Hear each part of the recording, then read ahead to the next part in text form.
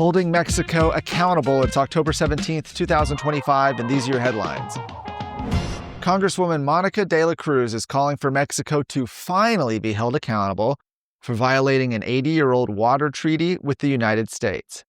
In a letter to the U.S. Trade Representative, the South Texas Republican urged the 1944 Water Treaty be formally recognized within the United States-Mexico-Canada Agreement, giving the U.S. new tools to enforce compliance.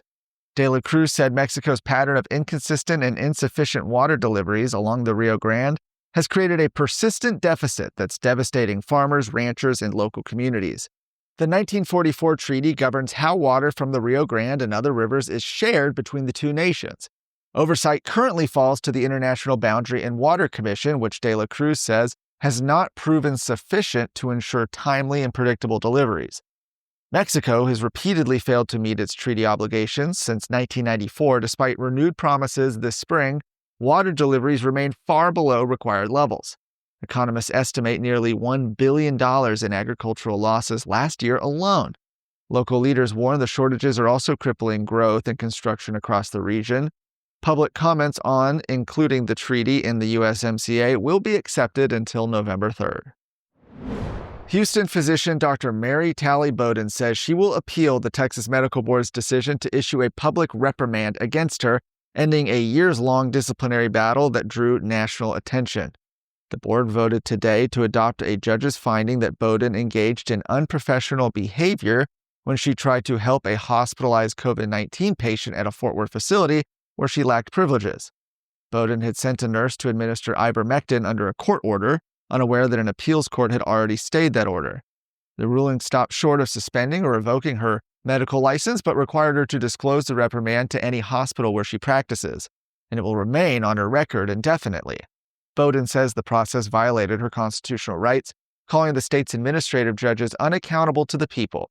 She vows to appeal and to pursue legislation protecting physicians who challenge hospital protocols. Much of the hearing today centered on Bowden's social media posts, including criticism of vaccine mandates and of the medical board itself. Her attorneys argue that focusing on her online speech threatens physicians' First Amendment rights and that no evidence showed patient harm.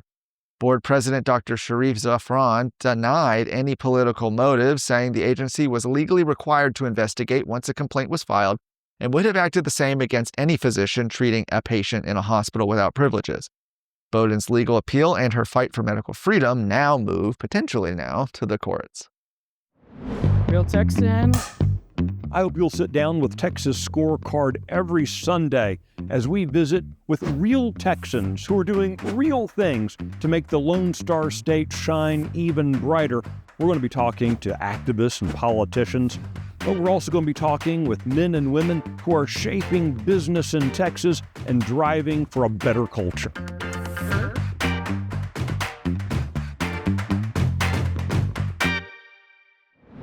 Texas Racing Commission Executive Director Amy Cook is stepping down at the end of the year. She announced her resignation during the commission's October 8th meeting, but gave no reason for her departure. Plans for her replacement have not yet been made public. Cook has led the agency since November of 2021, taking over only months after state lawmakers' sunset review cited serious operational and leadership deficiencies. Legislators ultimately spared the commission from abolishment, but ordered major reforms by 2027. A state auditor's report last summer found widespread financial mismanagement. The audit revealed more than $3 million in undocumented expenditures from the horse industry escrow account and improper use of those funds. Investigators also discovered unverified and inaccurate purse supplement payments, with both over- and underpayments to the Texas racetracks. Breed registries repeatedly failed to file required audit statements, and the agency could not produce 39 of 40 quarterly reports needed for oversight. The Racing Commission will face another sunset review in 2028-2029, when lawmakers will again consider whether to abolish the agency altogether. For more of today's stories, go to TexasScorecard.com.